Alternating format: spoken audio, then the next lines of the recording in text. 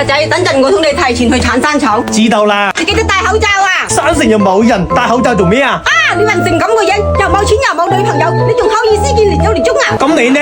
你係我老母，你都有責任㗎。我睇你講，我戴頭盔。阿媽，提供係呢個冇？唔係啊，係呢個啊！我覺得唔係喎，頭上有棵樹嘅咧，應該就係呢個啦。你記錯咗啦，係呢個啊！上面又咪有棵樹，我當年嚟鏟山草嘅咧。你老啦，記憶力差咗啦。反正我覺得就係呢個。你聽阿媽話啦，就係呢個咧，你快過嚟鏟草。我先唔去喎，唔肯定一步我都唔敢亂鏟啊！鏟錯山草好嚴重㗎，人哋啲子孫後代就係搏鏟山草嚟獻勤力，嚟求嗰啲祖宗保佑㗎。人哋到時候同你打交都有份啊！咁唔鏟啦，又唔新我，連太公喺邊度